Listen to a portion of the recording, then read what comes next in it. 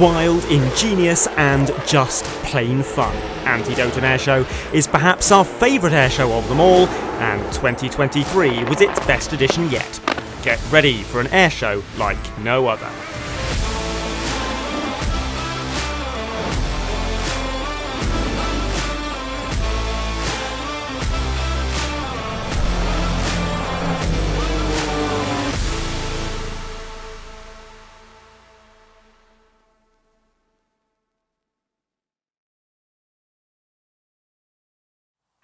Hello, welcome to what is currently an empty showground, but 24 hours from now, this will be the bustling location for Antidotum Airshow Leszno 2023.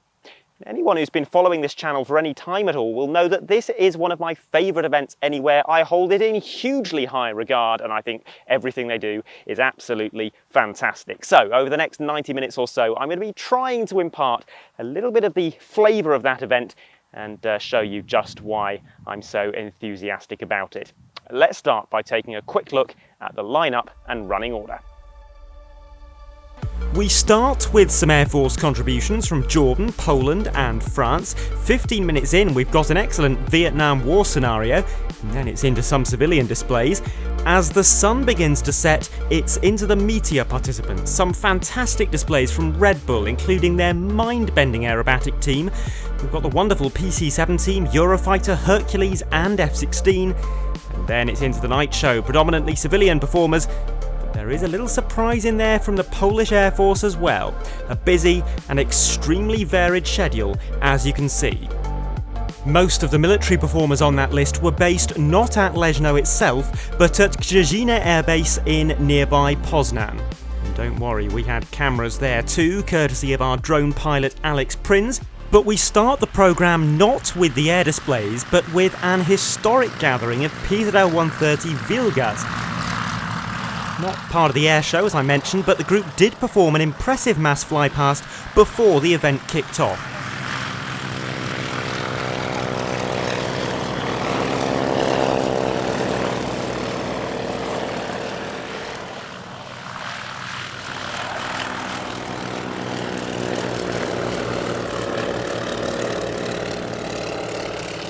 This gathering marks the 60th anniversary of the production variant of the Wilga.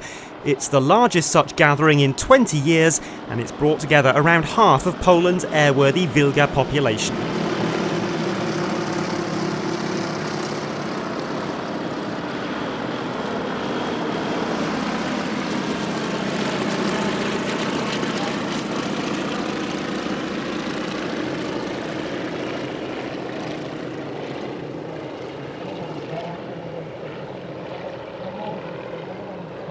That was a lovely prelude to the airshow proper, and the first of our official flying displays is the Royal Jordanian Falcons.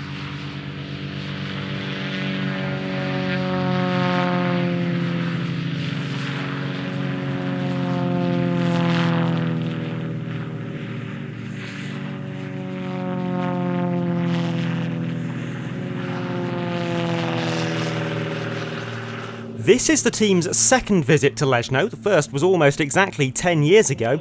Much has changed since then.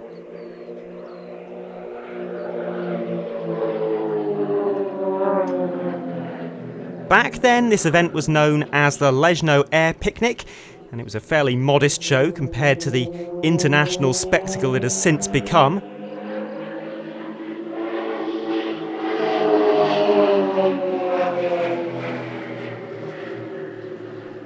Royal Jordanian Falcons have changed too. New aircraft with a new paint scheme and a much improved display sequence as well.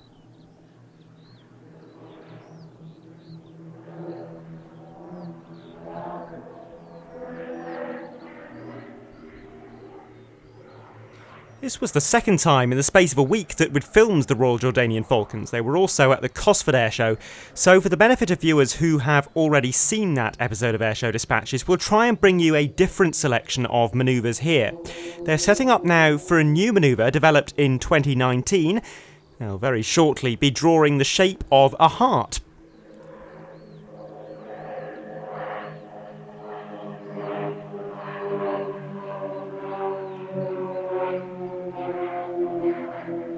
So first pitching up into a quarter clover to twist onto the B-axis and head away from us.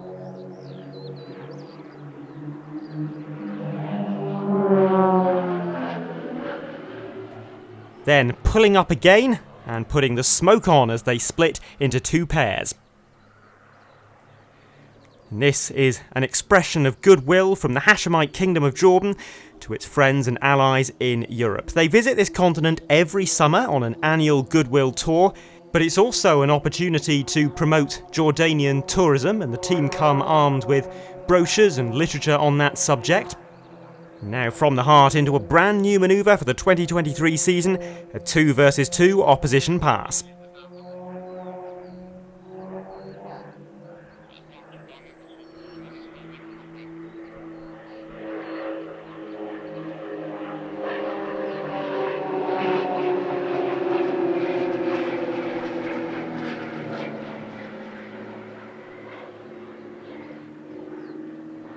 We're going to see several members of the Extra family over the course of this programme. These specifically are twin-seat Extra 330 LXs. A little step down in terms of performance from the top-of-the-range Extra 330 SC, which we'll see shortly. But the advantage is that it's much more comfortable as a long-distance cruiser.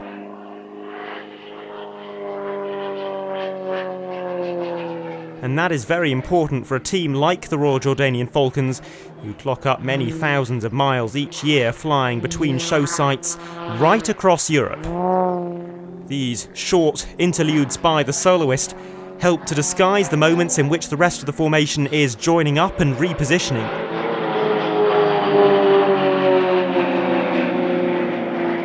And then as the main formation runs in, the two sections cross. And it's another new manoeuvre. Falcons 1 to 3 looping in a step-down line-astern formation. Deceptively difficult because the pilot at the back is flying a considerably larger loop than the leader. Then spreading out into Vic formation, the classic 3-ship shape, for another loop.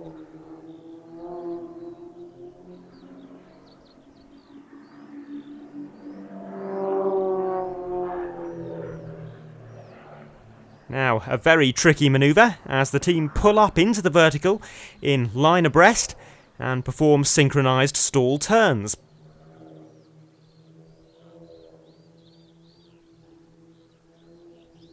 They started out on the A-axis, running parallel to the crowd line, but now as they dive out of those stall turns, they're flying straight towards show centre. The leader, Jamid Zayad, is flying erect, left wing, Feras Al-Hwetat, flies inverted, and the right wingman, Ahmad Rababe, barrel rolls around the pair of them.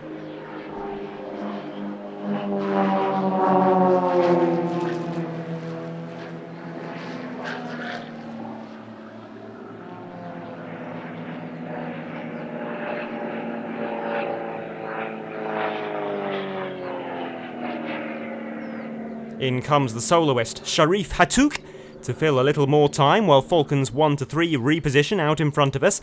They are setting up for the team's trademark manoeuvre.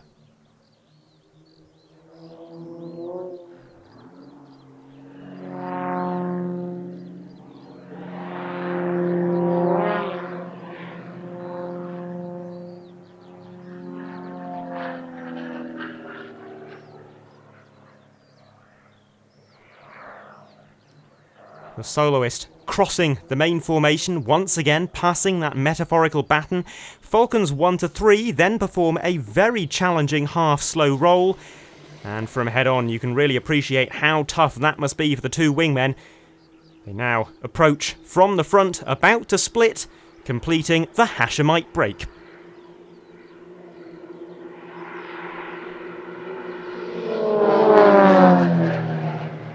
The largest military contributor to the Antidotum Airshow was the Polish Air Force, as you'd probably expect, and they sent 4 displays to Leszno.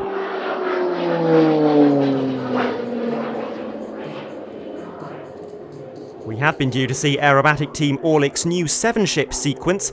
That was due to be the largest formation the team had flown with for 5 seasons.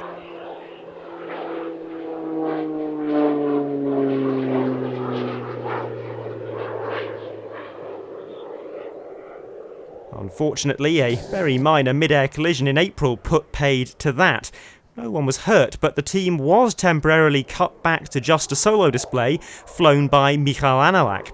They should be back to a full formation by the time we next see them at Radom in August.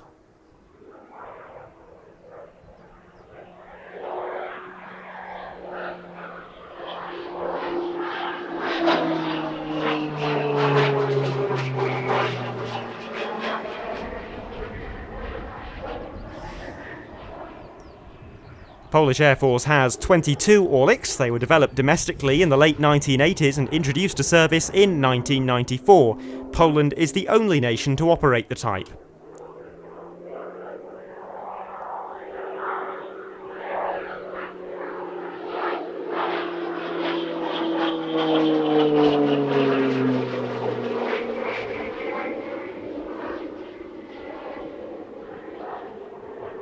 The fleet has now been upgraded to TC2 standard, with better ejection seats, Pratt & Whitney PT6A engines replacing the original Czech-built power plants, and a Garmin glass cockpit.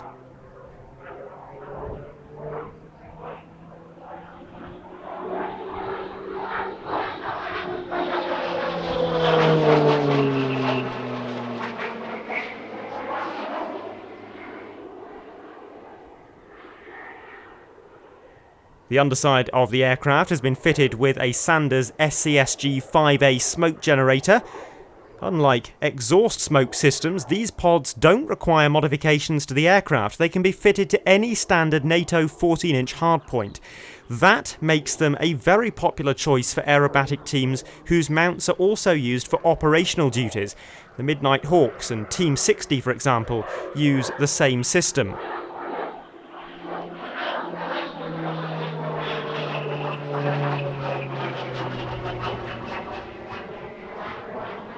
The Polish Air Force also contributed a search and rescue demonstration by another Polish-designed aircraft, the PZL W3 Sokol.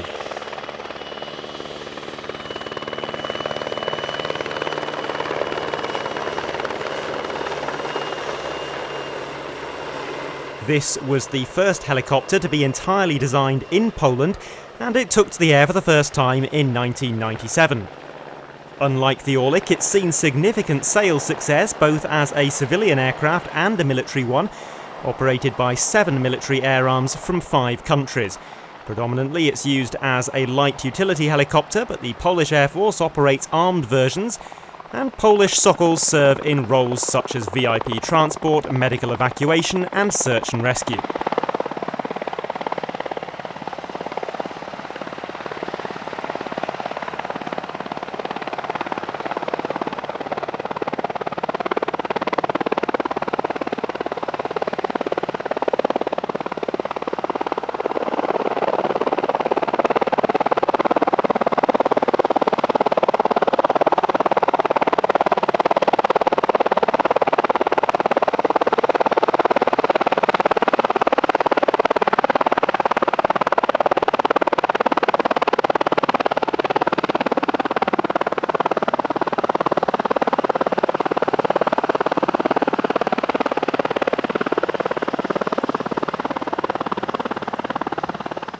This aircraft belongs to No. 2 Search and Rescue Group, based at Minsk. It's one of 3 such squadrons, all of which are equipped with the Sokol.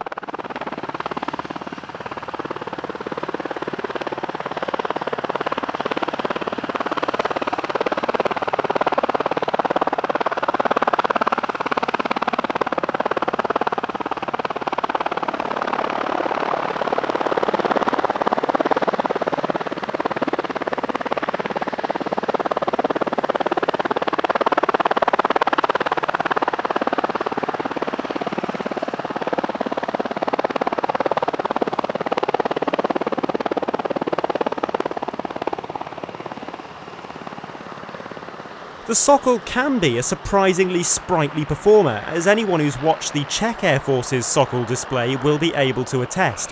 But just a straightforward roll demonstration on this occasion, followed by a bow to the crowd.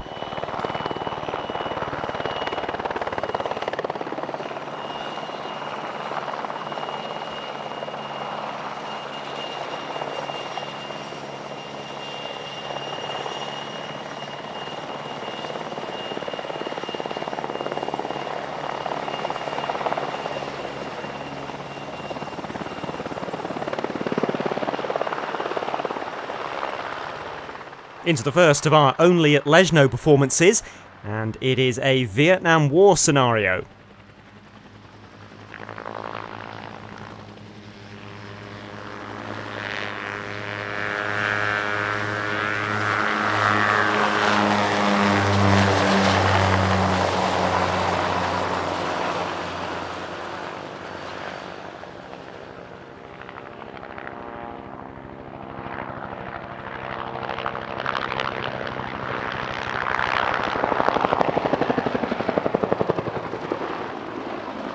The Antidotum Airshow has never been satisfied with booking off-the-shelf airshow acts, and so this next display brings together 3 aircraft from 2 countries and a mix of military and civilian personnel.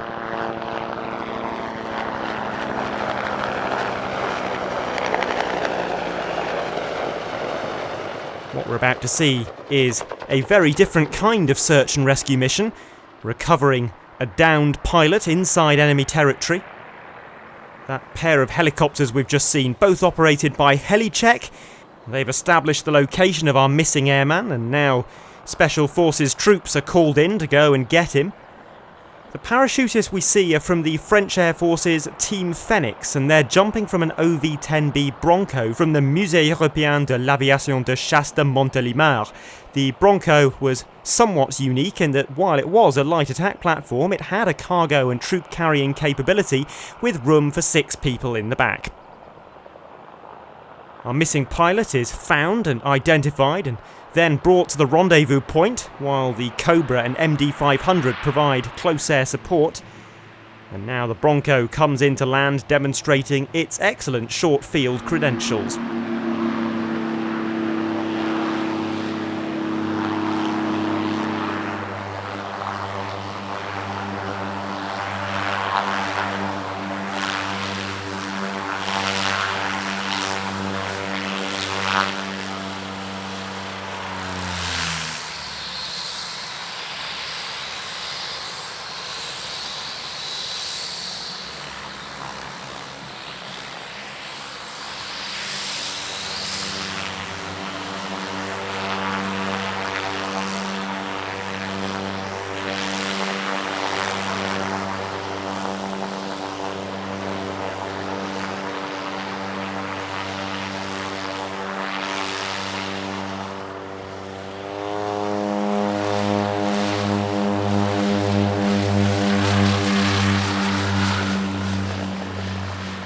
The injured pilot has now been extracted, and the MD-500 lands to retrieve our Special Forces troops.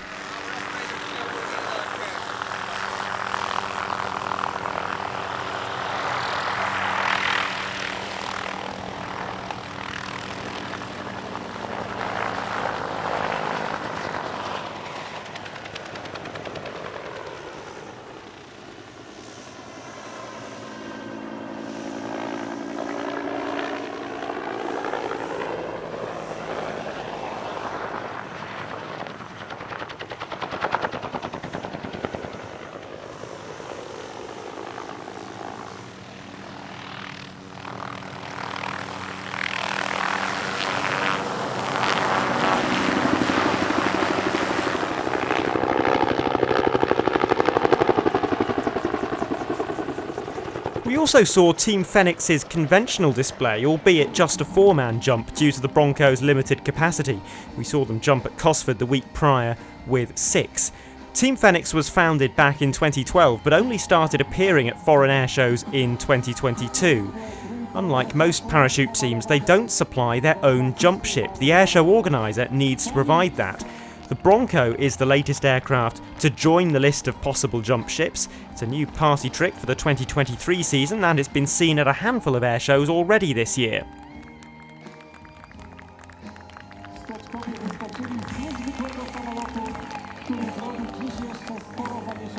The French Air and Space Force also contributed their competition aerobatics unit, the quite exceptional Equipe de Voltige.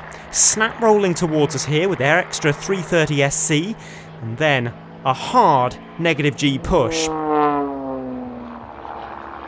The extra 330 SC can sustain up to -10G, and you feel, watching this display, they make full use of that capability on multiple occasions. This is one of the most extraordinary and punishing solo aerobatic displays on the circuit.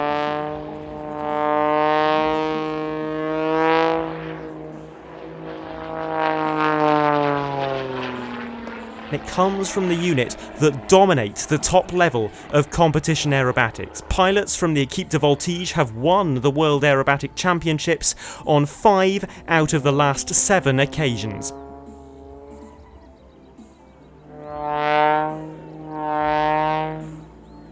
Another hard negative G push incoming.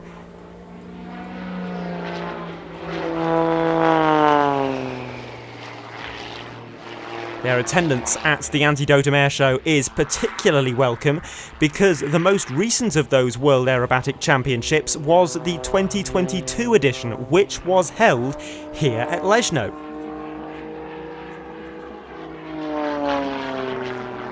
The winner that year was the very pilot you're watching now, Florent Auden. So this display is something of a victory lap for the reigning world champion. The Equipe de Voltige was founded in 1968, initially flying the Stomp.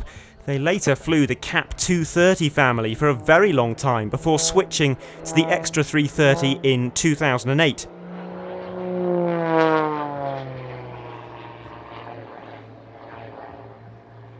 And isn't that extraordinary? The apparent ability to stop, hover for a bit, change direction, and then start moving again. There's something I find very impressive coming up in a moment. You might well have heard of a rolling circle. That's a method of completing a gradual level turn while the aircraft is continuously rolling. We're about to see the aircraft pitch in the vertical plane while rolling. So the aircraft is pointing straight down, the rolling begins, you can see little backward snaps on the stick at the appropriate moments, and within a few seconds the aircraft is flying erect in a 30-degree downline.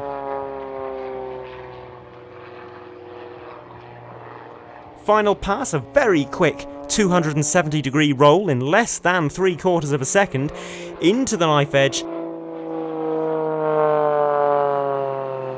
And if we hadn't seen enough negative G already, one last very uncomfortable push.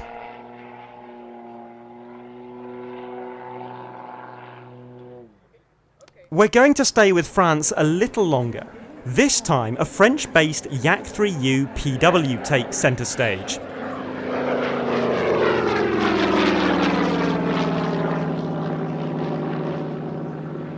And it's joined very shortly by a Dutch-based replica Boomerang, the only Boomerang flying outside Australia.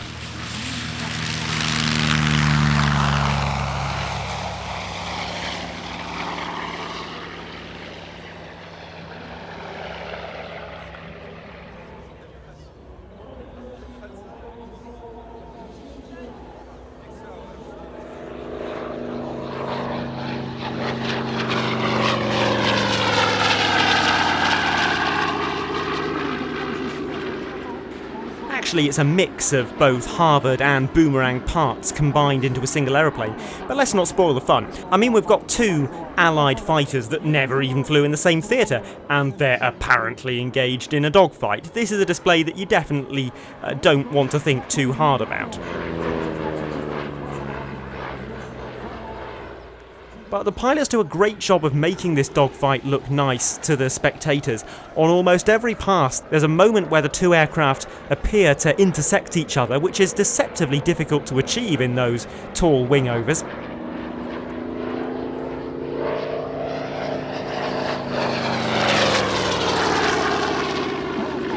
The replica Boomerang was built in the USA in the 1980s, and actually, despite my facetious tone, it's not completely silly to use T6 parts to build the Boomerang. The original Boomerang was the first Australian-built fighter aircraft, and it was partially based on the Wirraway, which was itself an NA-16 derivative, so you could make an argument that the Boomerang and the Harvard share a common ancestor.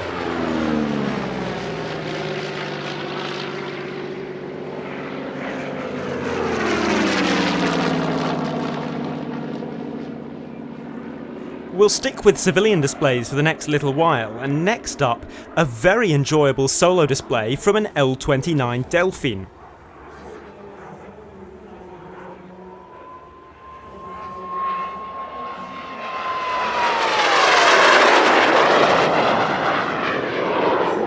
The L-29 was the standard trainer of the Warsaw Pact, but it was also exported widely to the USSR's allies, serving with around 30 nations. They're now fairly popular as civilian warbirds, and you can see why. Exciting to fly, but also good spin and stall recovery, relatively easy maintenance, and it can be operated from both hard and grass runways. There's also a surprising degree of automation in some respects, with flaps that retract automatically, the air brakes deploy automatically when the aircraft approaches VNE, and you won't find many modern aircraft that'll do that for you.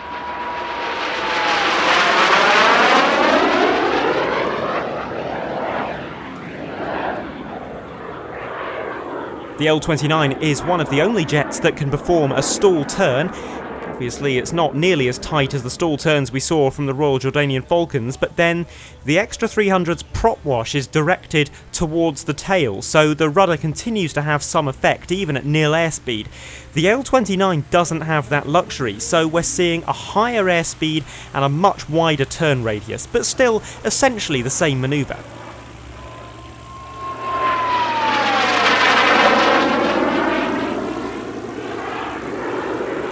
Now, a minimum radius turn.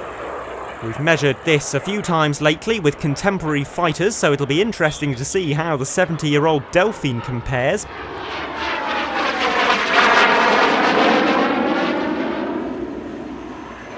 Remember, the Raptor, Super Hornet and Typhoon all clocked in at roughly 21 seconds, and the L-29 at 17 seconds. Well, isn't that a turn up for the books?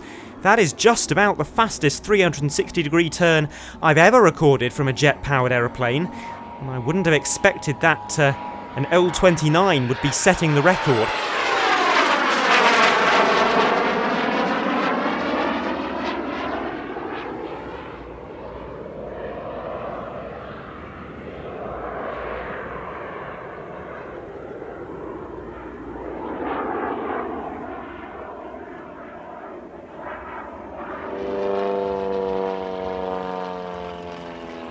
Here's something a little different, and an aircraft that won't ever be seen at many public events.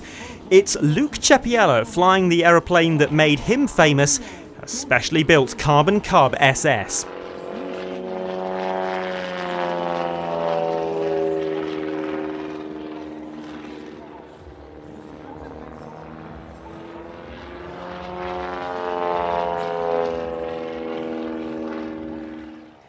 Many airshow fans will have heard of Luke, both from his display flying and also from his participation in the Red Bull Air Race, but he made headlines globally earlier this year by landing this very aircraft on the helipad at the top of the Burj Al Arab in Dubai. Incidentally, the aviation director for that stunt was Michal Grazik, who is the airshow director here at Leszno. The aircraft was built by Mike Patey of Cub Crafters. Mike also attended the show, so it was a case of getting the band back together in a way.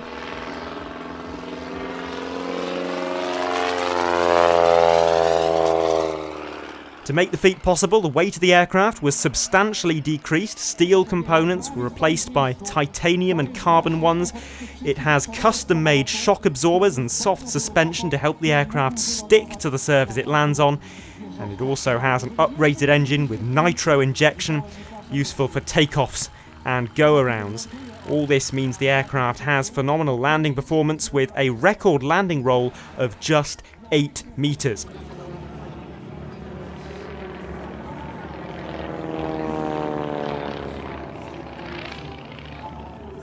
The daytime portion of the airshow continues now with the Stearman Cadet.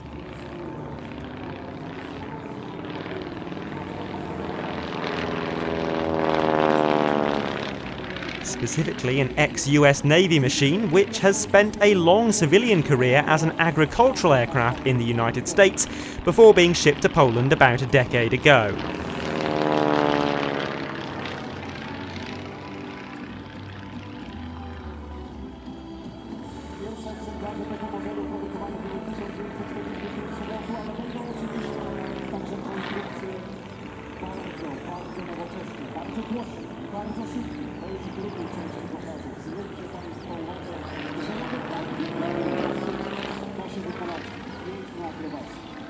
It's lovely to see a slightly more energetic showcasing of the Stearman than we're used to seeing. A pair of stall turns here, one showing the underside of the aircraft and the other showcasing the top surface.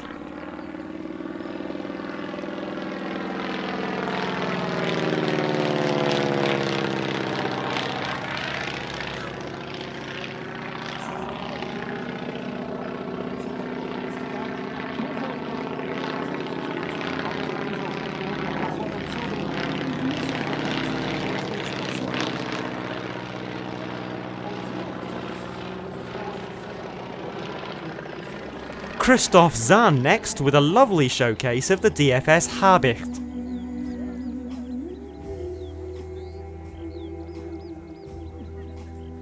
This is one of the oldest aircraft at the show, a type that first flew in 1936, but it still performs well even in comparison to some more modern aerobatic gliders. The Habicht was used by the Luftwaffe to train pilots to fly the Me-163 rocket-powered fighter during the Second World War, as it closely mimics the Me-163's handling characteristics during the rocket plane's glide descent. Only 2 examples actually survived the war, of which one was later destroyed, and the other has been preserved in a museum. Post-war, 6 examples were reverse-engineered in Turkey in 1945 and 1946, and 2 more have since been built from scratch. This one was built by the Zahn family and flew for the first time in 2001.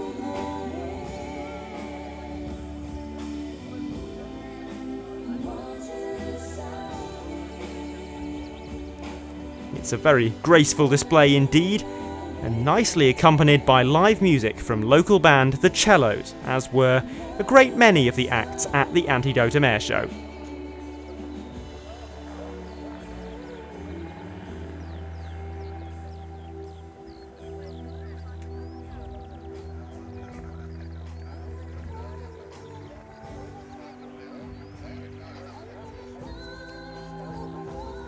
Next up, Marek Choim in his Extra 330 SC, but a few seconds into his takeoff roll, there was a problem.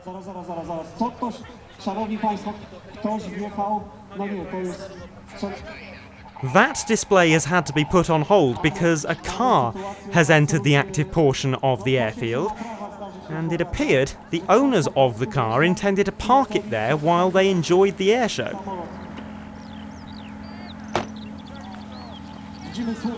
Służby porządkowe, mam nadzieję, zrobią porządek. Proszę zjechać z pasa startowego. Halo! No jeszcze będą może leżaczki rozkładać. Fantastycznie. Co tam się dzieje? Proszę opuścić pas! Zaraz, czy mamy kontakt ze służbami? Co mówi wieża? Ochrona biegnie na szczęście.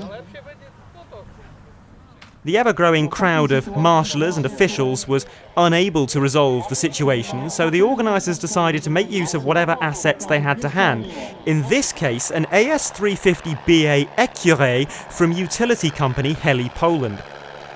And you can probably guess what's about to happen.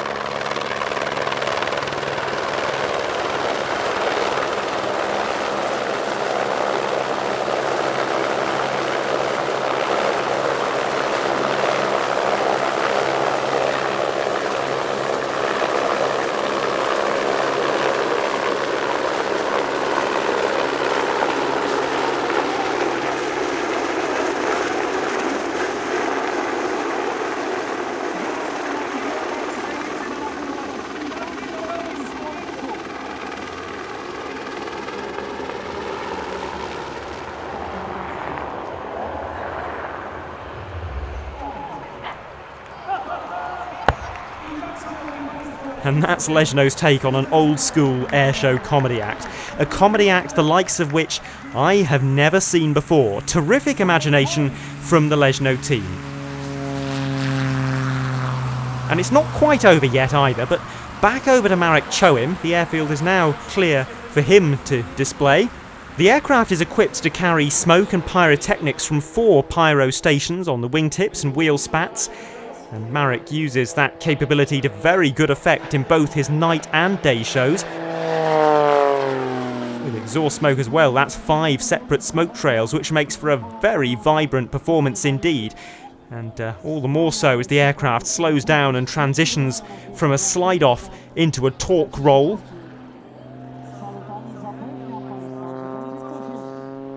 Marek is an entrepreneur by trade, but he began flying air shows in 2013.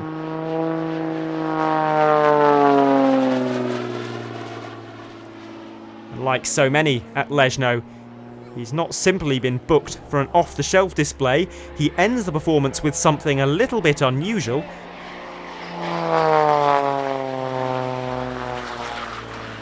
You might have glimpsed it appearing fleetingly in the corner of that last shot, but the airport fire engines are performing a water cannon salute, and Marek is flying through the middle of it.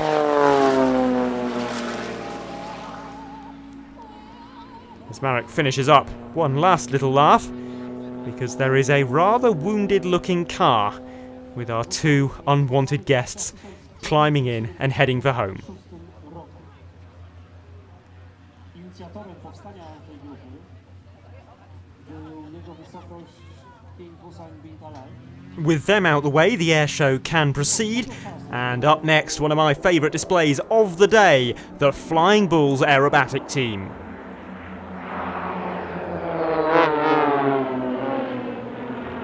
They start with a formation half roll in the vertical, followed by a push into inverted flight, and that sets the tone for what is to come.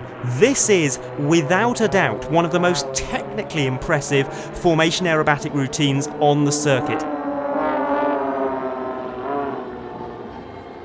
The Flying Bulls specialise in negative G and mirror formation aerobatics. We're about to see a little bit of the latter as the team arrive inverted and then roll into a double mirror formation. And then they both push and pull into a loop. Zwróćcie Państwo uwagę, podwójne lustrzanko, 2 samoloty do góry.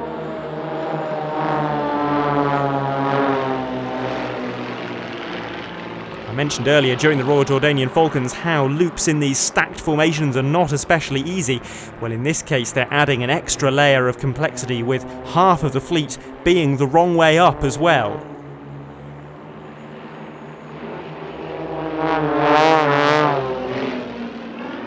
What a great advert this is for the capabilities and handling of the Extreme Air XA42. It never caught on to the same extent as the Extra 330, but what a performer!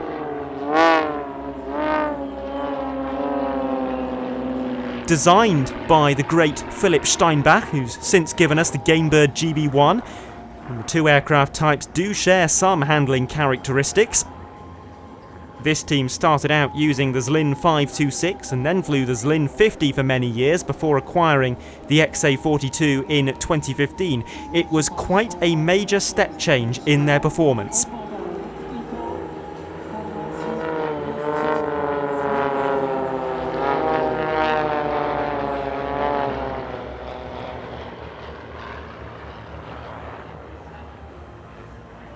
Here comes some negative G flying.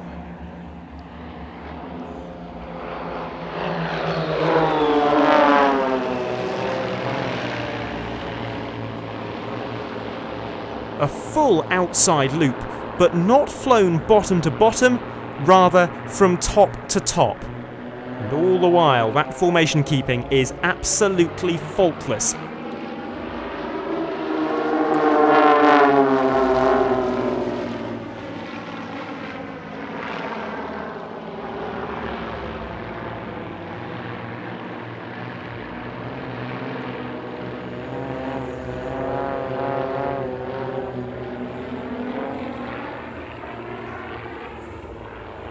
Then, pitching up for a manoeuvre that is halfway between a wing over and a formation stall turn. Look closely at the tails and you can see there's quite a bit of rudder being applied to pivot the team around the left wingman. This has got to be so hard for the guys on the outside of the formation.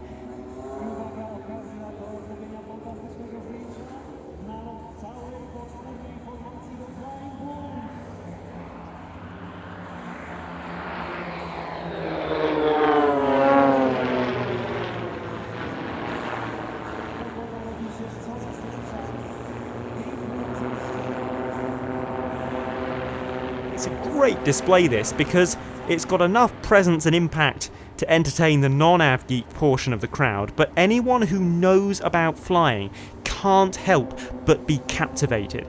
I've noticed this is an act that is a real pilot pleaser, an act that all of the other airshow pilots always want to stop and watch.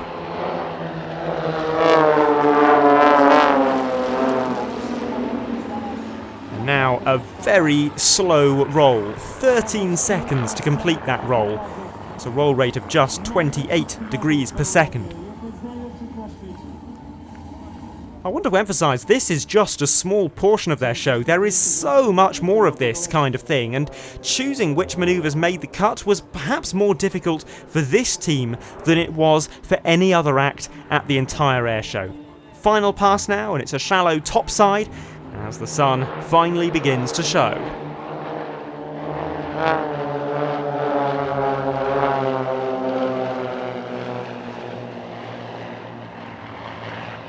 The Salzburg-based Flying Bulls contributed 2 aircraft this year, and first up, the F4U-4 Corsair.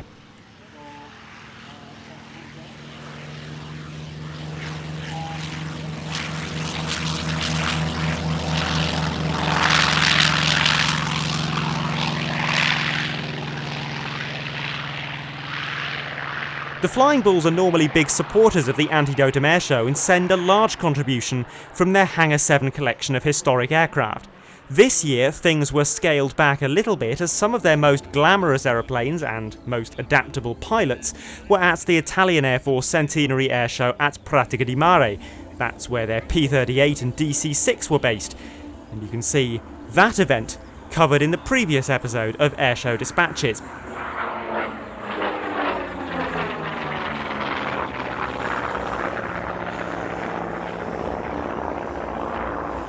But the Corsair, flown by Norwegian F-35 test pilot Eskil Amdahl, was by no means second choice. It's one of just 3 Corsairs currently airworthy in Europe.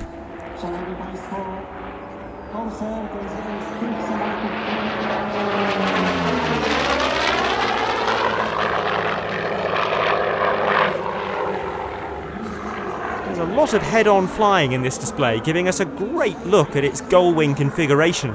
That was a necessary design choice in order to accommodate the aircraft's large propeller, while at the same time limiting the length of the landing gear legs.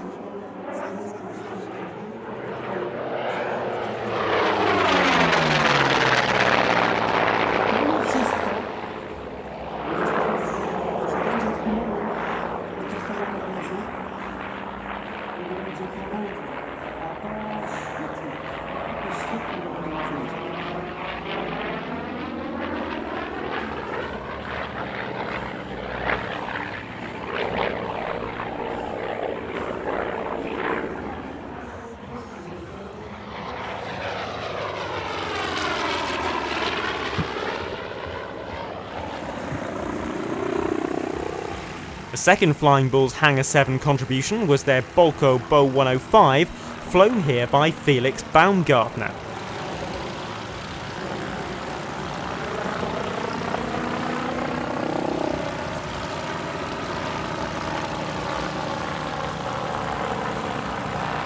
That name ought to be familiar from his record-breaking skydive in 2012, jumping from a helium balloon at just shy of 128,000 feet.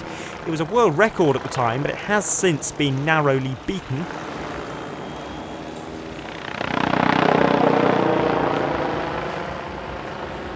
Since that jump, Felix has become involved in motorsport as a racing driver, but he's also stayed involved with Red Bull's aviation operations.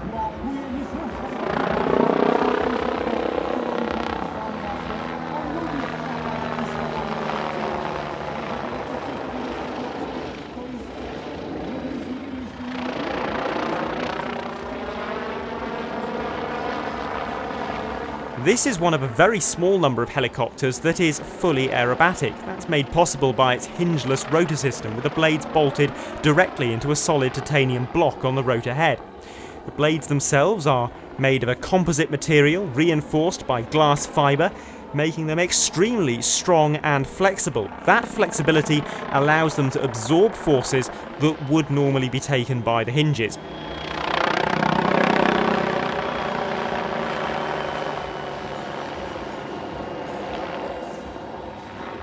Arguably the headliner of this year's Antidotum Airshow was the Swiss PC-9 team, seen here arriving in formation with their Swiss Air Force counterparts from the Super Puma display team.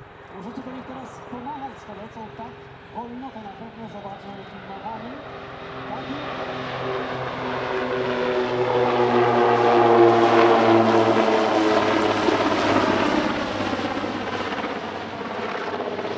The PC-9 team was officially established in 1989 to mark the 75th anniversary of the Swiss Air Force, and they've performed across Europe ever since then.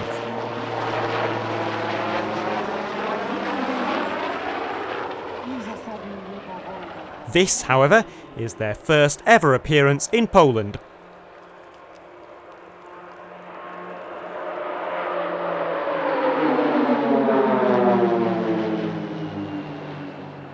Looping in flying diamond formation to open the show, but they won't stay together for long. If you think you know the PC-9 team, then keep watching, because this year's display is very different from previous seasons.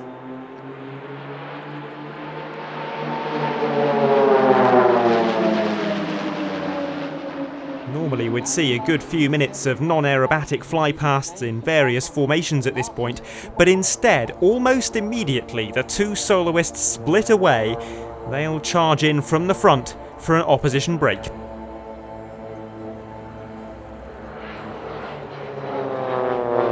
the duo will first towards the so-called runner's mount and then perform no less than 3 frontal crossings. We're going to see a number of new manoeuvres over the course of this performance, replacing those non-aerobatic formation passes. It's the first time in many years that the team has made such a substantial change to their display routine. So here we have fighter jet pilots who, in addition to the main job, get together to perform this high quality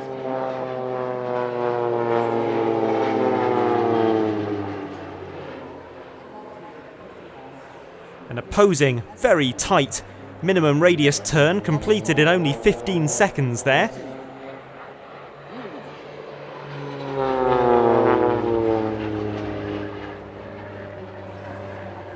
And now one of the new manoeuvres, and a very attractive one it is too. This is rolling dice. 5 aircraft in a very unusual stacked formation, creating the shape of the number 5 on a dice when viewed from head on, and 2 more aircraft barrel rolling around them.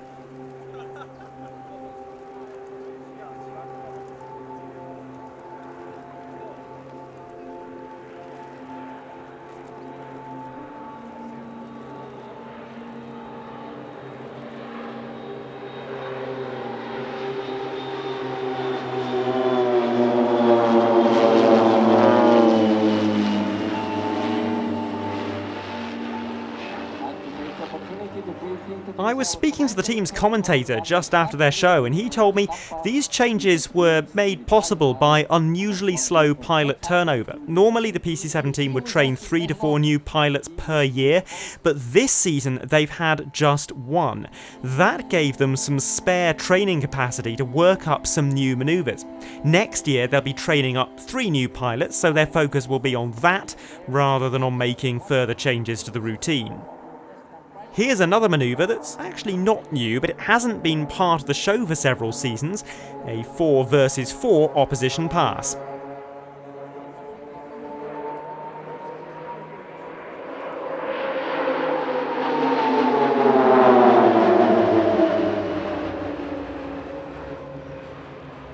Switzerland is now one of just 2 European nations to field 2 large military aerobatic teams. Their other team is the Patrie Swiss, flying 6 F5E Tiger IIs, and you can see them in our episode from the Cosford Airshow if you haven't already.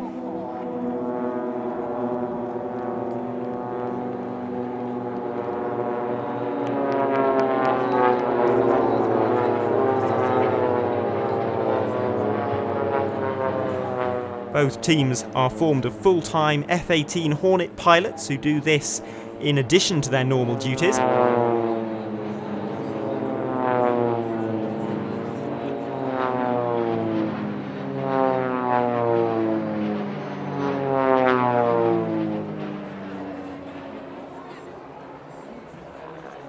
In from the left, this is Super Mirror.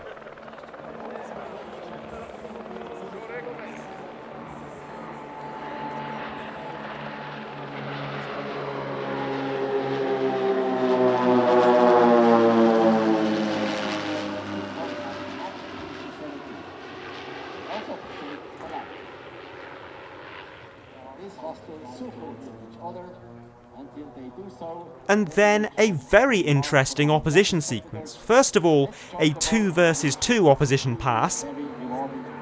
Girls and boys, go for it. Go for it.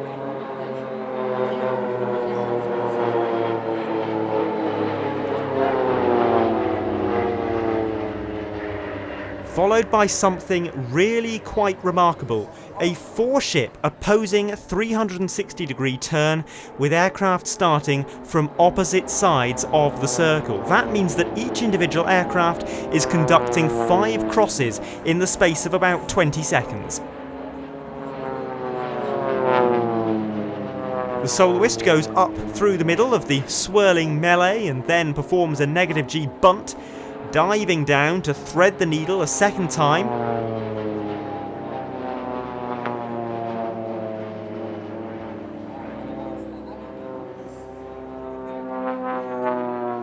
And here is the soloist again, this time in for a dirty roll. This is a normal green roll.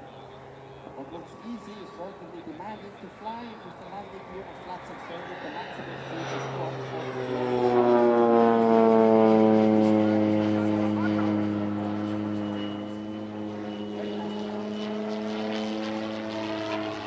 This is the team's most famous manoeuvre, 8 aircraft on the right in losange formation. That formation will now step down to create an enticing hole for the soloist to aim for. This is called the tunnel.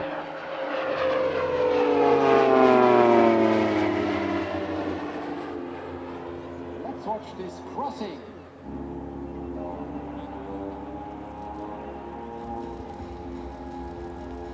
Wonderful. Very well. Thank you. And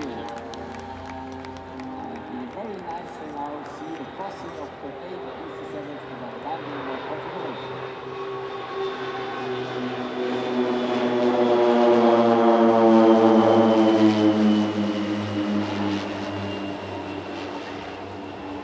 The PC-7 is the primary training aircraft of the Swiss Air Force. They don't have an elementary trainer, you go straight onto one of these.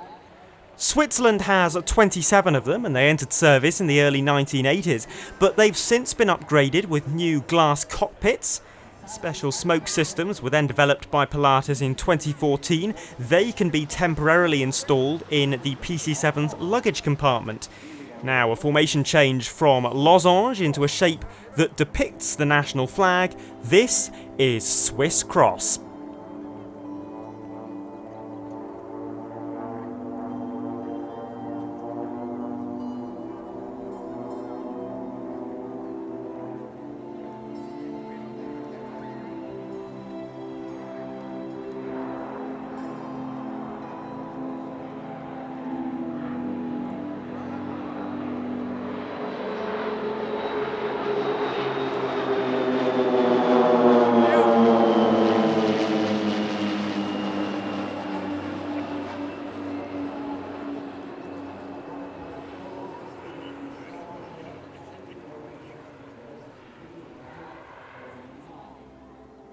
Approaching on the B-axis for the final break, concluding a very enjoyable show, and we hope to see them back in Leszno next year.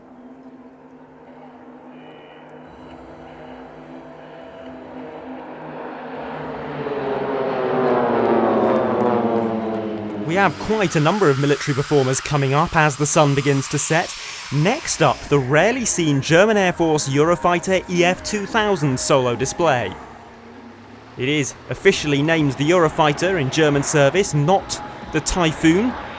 The Air Force is gradually building this up into an official display team, but for now, it remains a rather elusive airshow participant.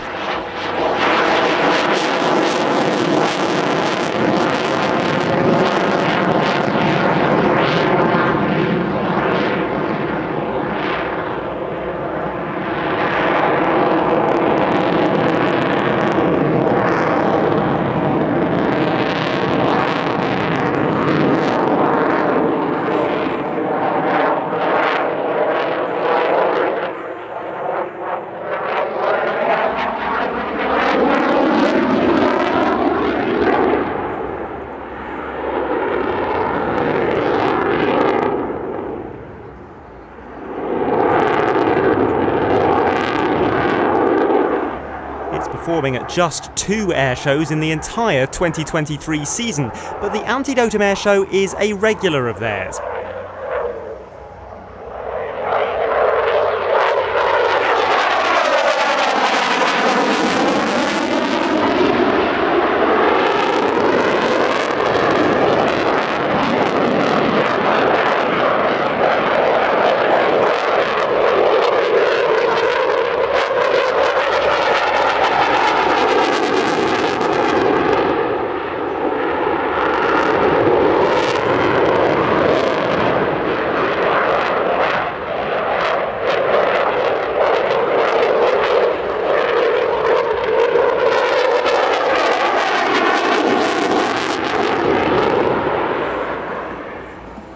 Germany took delivery of 143 Eurofighters, which replaced the MiG-29 and F-4 in the 2000s.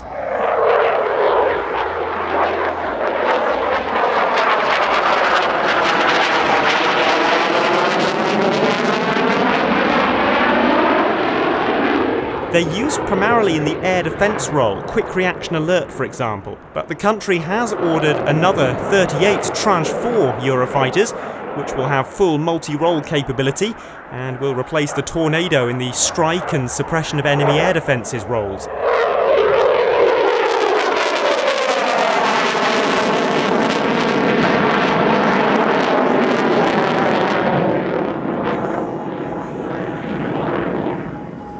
A brief quiet interlude by Fly to Live, again flying to live music from the cellos.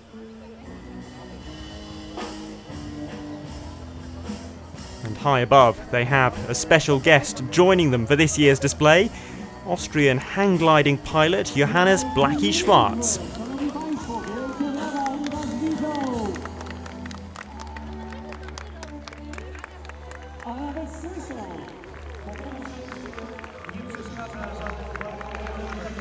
He's flying a Skyline Flight Gear Zero drag with a specially designed low drag cocoon for better aerobatic performance and efficiency. And this just goes to demonstrate how you really do see every facet of aviation at the Antidotum Airshow. Fast jets, transports, trainers, aerobatics, vintage aircraft, helicopters, hot air balloons, paragliders, paramotors, hang gliders, fixed wing gliders, remote control models, big formation teams. It's all here. We have a very high quality performance coming up next, the Slovenian Air Force PC-9 Hercules.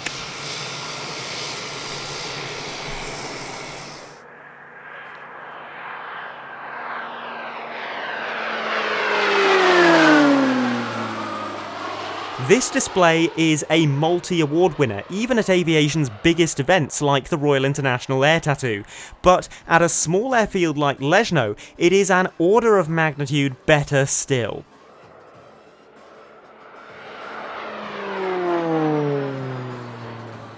You get a very real impression of the speed, power and noise generated by that 1,150 horsepower Pratt & Whitney PT6A engine to a much greater extent than you perhaps do at a larger venue. The aircraft hangs static for quite some time in a tail slide, but the truly remarkable part is what happens on the downline, a quarter roll and an inverted recovery. Continuing that push through near enough 360 degrees onto the downline, sustaining that negative G for well over half a minute.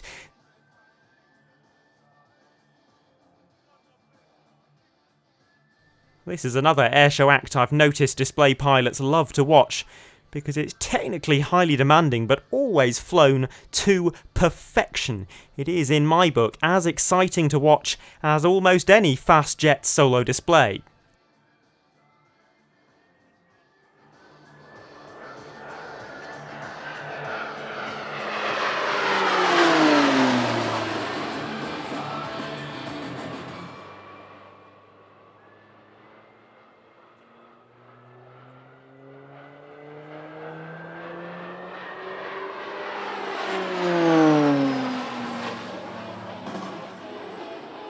Slovenia has 9 PC-9Ms, all flown by the 152nd Tactical Aviation Squadron.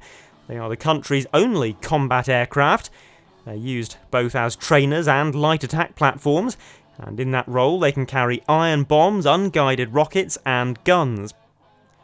Another dose of negative G, pushing into a reverse half Cuban, then extending the landing gear on the downline for a dirty roll. You can see the air brake is also deployed in the dive to help stop the aircraft from accelerating and exceeding the maximum speed with landing gear extended.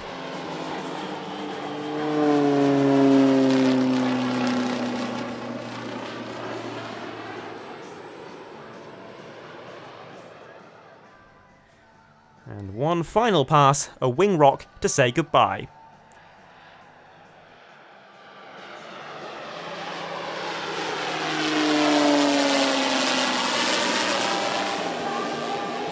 Over to the Polish Air Force for their second pair of displays, and first up it's the C-130 Hercules, one of 5 that they operate, all of which are based at the 33rd Tactical Aviation Base in Powice.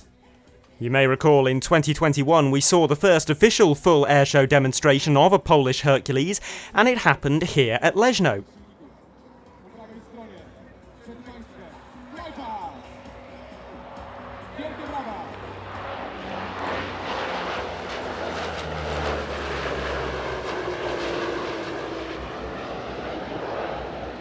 On that occasion, the display consisted of just 3 manoeuvres. They've been steadily building on that, and this year's show comprised 7 manoeuvres, all of which were flown with a good amount of gusto. Here, a tactical approach and low overshoot.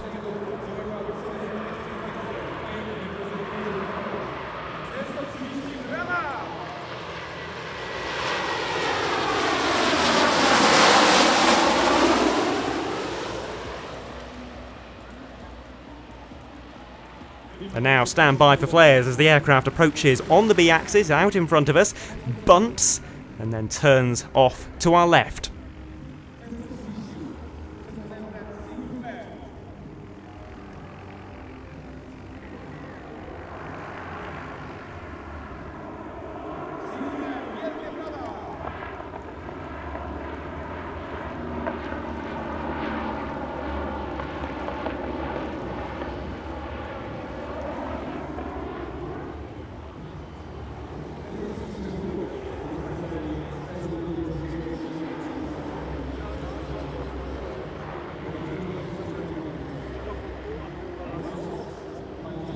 Poland's transport fleet consists of 16 C-295s, 23 M28 Britzers, and these 5 C-130Es.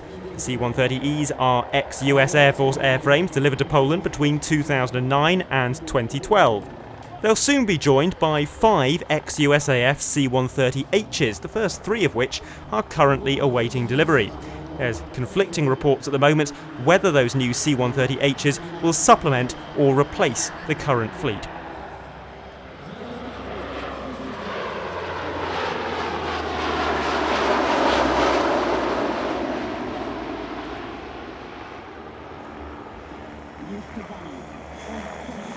Now, a mock airdrop, a low pass with the rear ramp lowered, but on the rear ramp, not pallets of cargo ready to be dropped, but instead a huge Polish flag.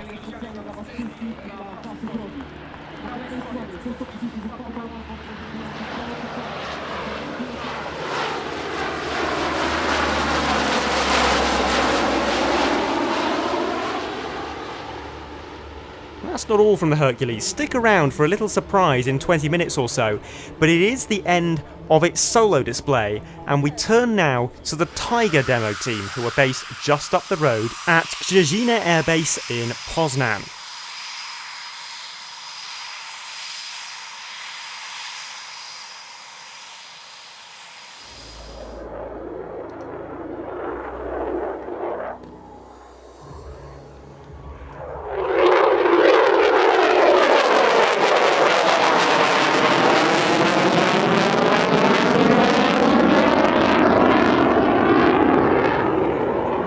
"2023 saw the arrival of a new Tiger demo team pilot, Maciej Slab-Krakowian, who's been the team's safety observer since 2016.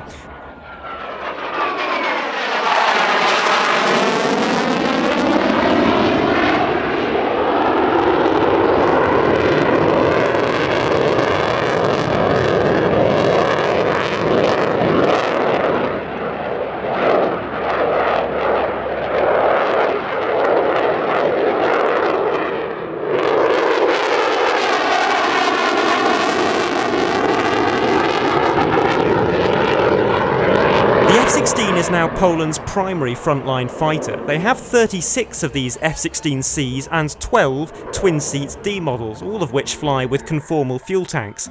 The aircraft was selected in 2002 ahead of the Saab Gripen and Mirage 2000, although that decision was partially made due to political and funding factors. The US offered very favourable financing terms, for example.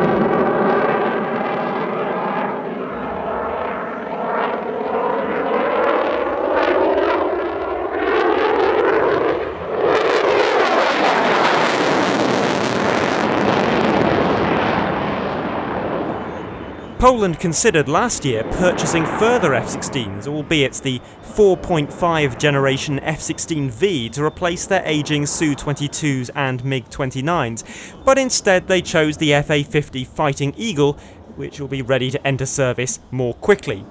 Very soon the FA-50 will serve in equal number to the F-16, and we should see the first Polish FA-50s in our upcoming Airshow Dispatches episode from Radom.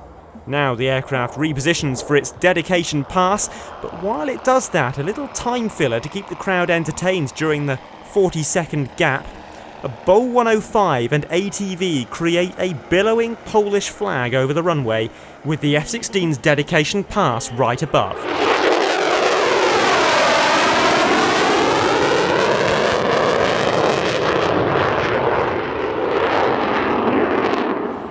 It's just one more of Leszno's magic touches. Few displays go unimproved when they fly here.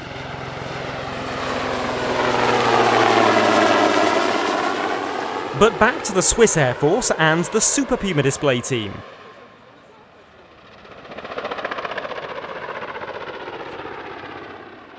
This is a team that normally avoids appearing at the same event in back-to-back years, but they've fallen in love with Leszno to such an extent that they're back for their third successive visit.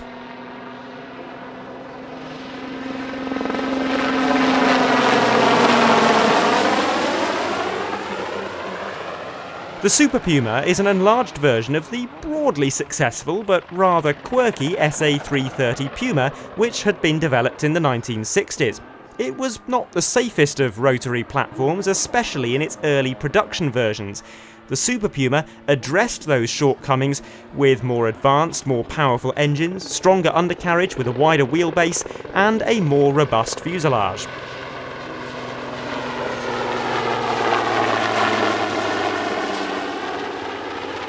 Switzerland took delivery of their 15 Super Pumas in the late 80s and early 90s, then known as the TH-89.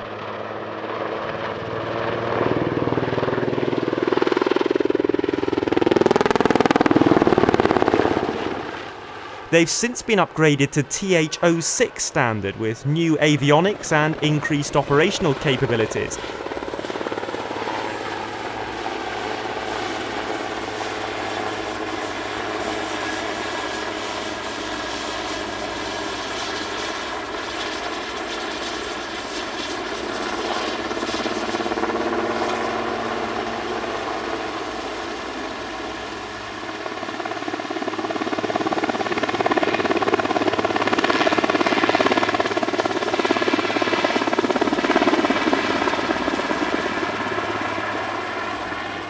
Those improvements include a modern flight management system, GPS, INS, new encrypted radios, a searchlight, thermal imaging cameras, and more.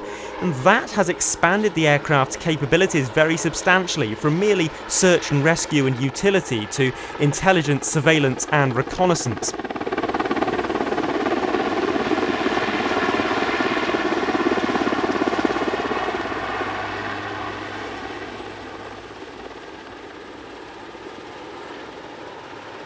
This whole display was conducted in the most stunning sky imaginable. The weather forecast, I should add, had not been great. There were lots of storms in the area. We expected grey skies at best, and almost everyone thought we'd get rained on at some point. That never really materialised. Instead, we got one of the most colourful sunsets I can recall ever seeing at an airshow. The aircraft now dives in for a flare dump to end its show.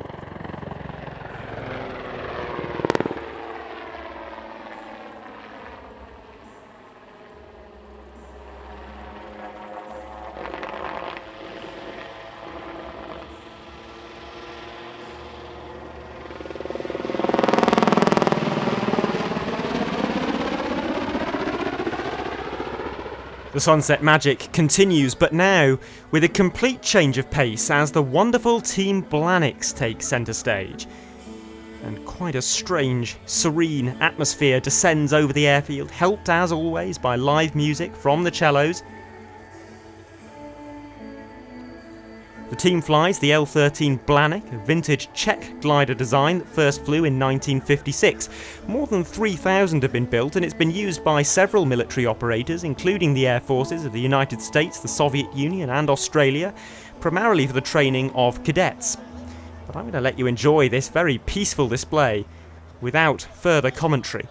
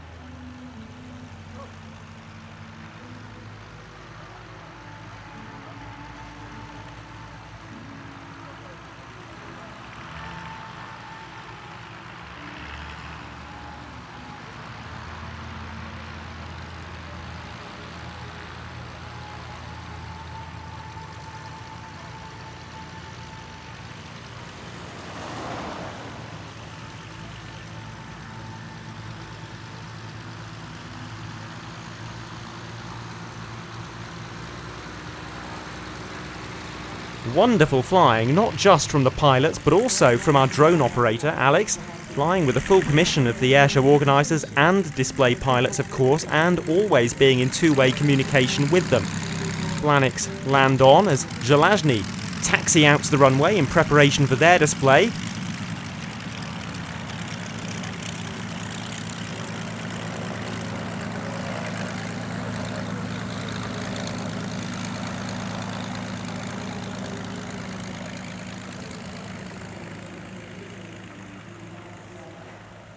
And here we go, something a little different from Zelazny, who we've seen before on this programme, but never quite like this.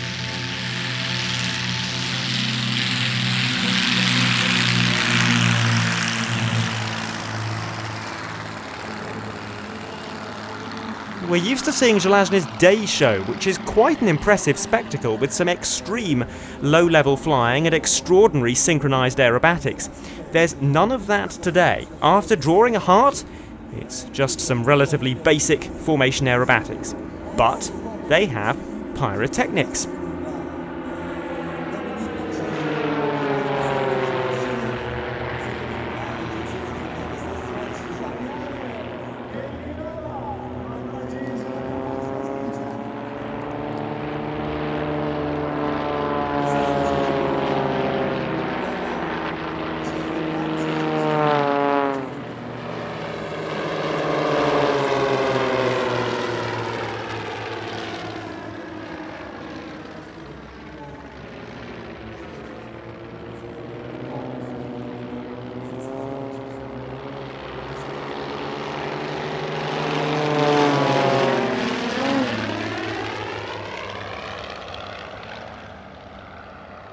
This is Zelazny's first ever pyro show. The amount of pyro they use is fairly limited, at least for the time being, with just a couple of wingtip gerbs. But still, it's nice to see the night airshow scene is still expanding.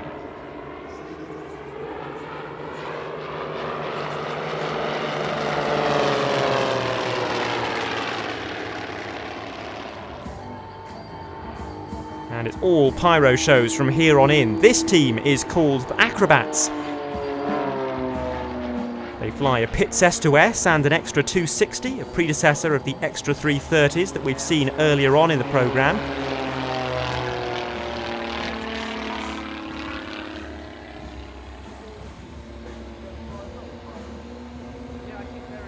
The Extra 260 first flew in 1986 and only 4 have been built. 3 of them remain in an airworthy condition.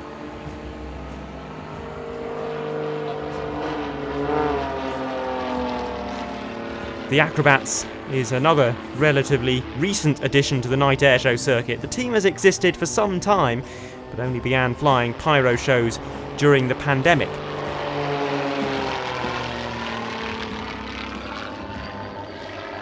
This is their very first visit to Leszno.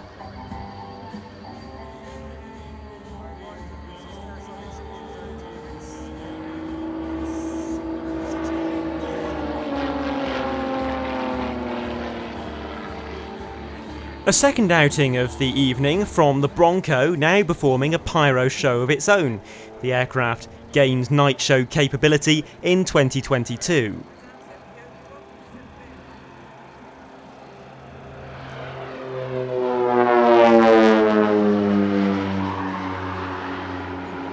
We've covered the Bronco's outstanding daytime performance on numerous occasions on airshow dispatches. It's a very high-energy aerobatic sequence. This night show does tone that down a little for perfectly understandable reasons, but do check out some of our previous films if you want to see what this aircraft is really capable of. Last year's episode from Air Legend would be a good place to start.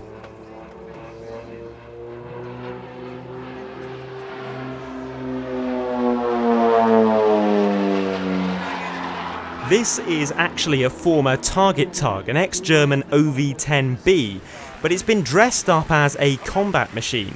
The rear perspex dome has been replaced with clamshell doors, and stub wings have been added to the underside of the fuselage.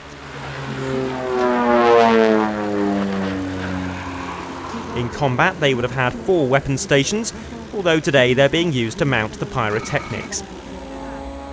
Also making his second appearance of the day is Marek Choim in his Extra 330 SC.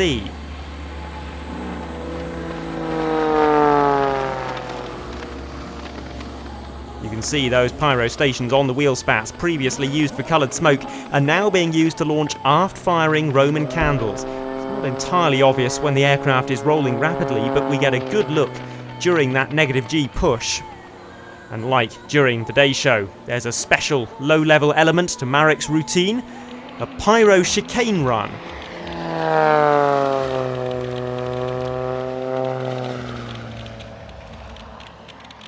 Six pylons, 3 of them created by ground-launched Roman candles, and the other 3 by pyro-equipped drones, although admittedly they are a little tricky to make out.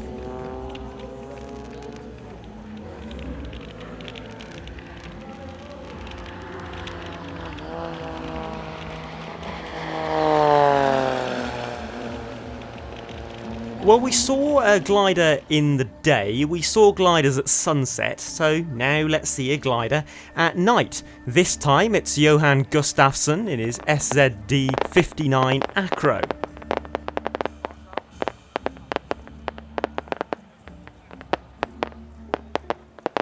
This is a Polish-built glider, as many of the top aerobatic gliders are. The Fox and Swift we've so often seen on airshow dispatches are also Polish products, and this country has long been a world leader in the design and manufacture of non-powered aircraft.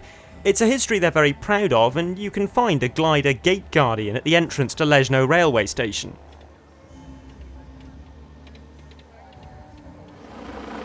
This was perhaps my personal highlight of the night show because it was entirely new to me, a pyro-laden Bo 105.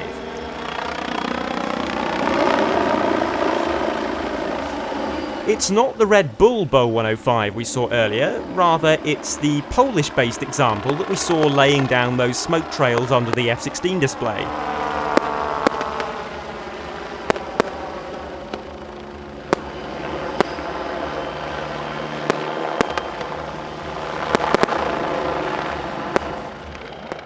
This really is utter insanity. The volume and variety of pyro combined with the dynamic nature of the flying is not a combination that I've seen before.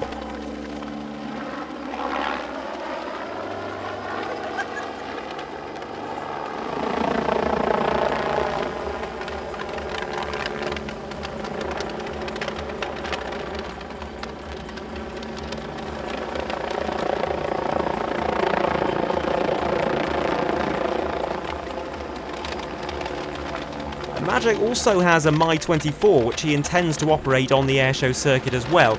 Goodness knows what they're going to do with that, but it's a rather terrifying thought.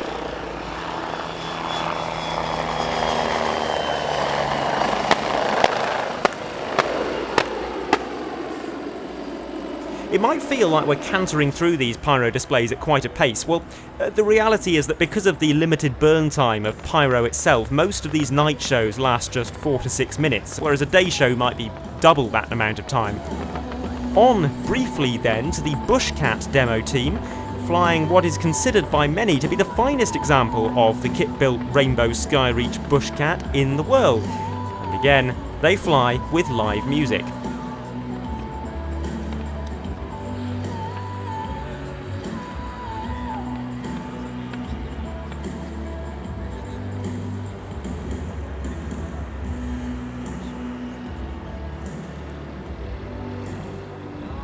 This aircraft has a couple of special alterations beyond a standard BushCat. One of them is a system to fire pyro, as we've just seen, and the other is an air horn, which we're about to hear.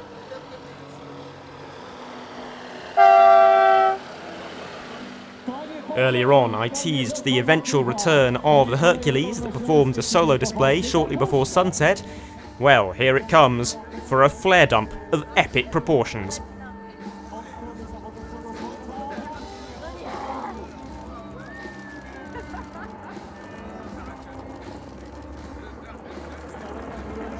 That is now a major feature of the Antidotum Airshow, and there aren't many places in the world where you'll see quite as many flares being let loose in one go. Anyway, here's an unrelated question for you. Have you ever wondered how much pyro you can get onto a flex-wing microlight? No? Well, I hadn't ever wondered that either. But here's the answer, and the answer is a lot. In any other setting, a trio of microlights wouldn't catch anybody's attention at an airshow, but there is something about Leszno. Everything here is so wild, so imaginative, and displayed with so much enthusiasm that even a microlight becomes enormously entertaining.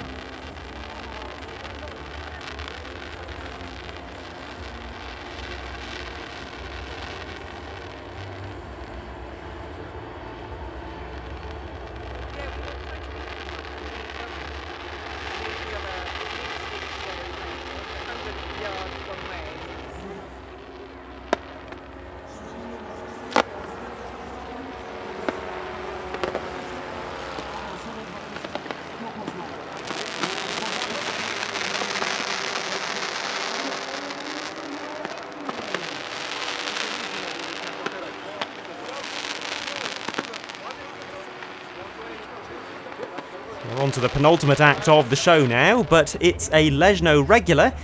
They're here every year and they are huge crowd favourites. It's the Flying Dragons.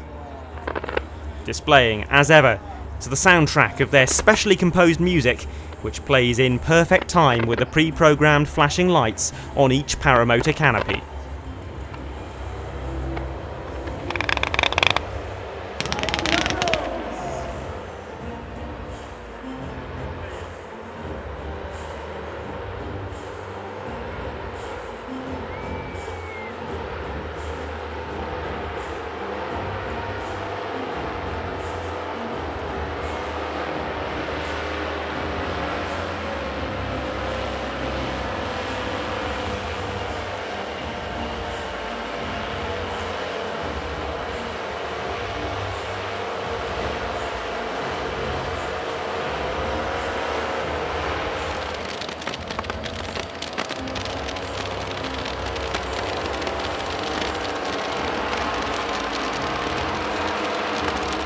And that brings us to the final performance.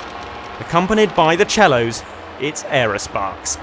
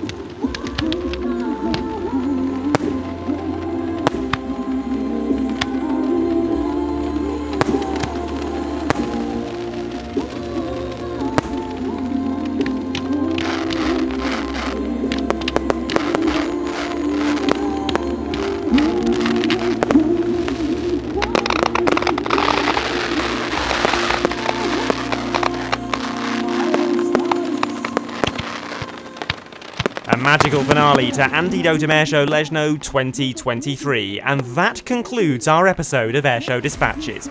Next time we'll be back in Poland for the Radom International Airshow with one of the biggest military lineups of the season. Thank you very much for joining us, and from me, Adam Landau, goodbye for now.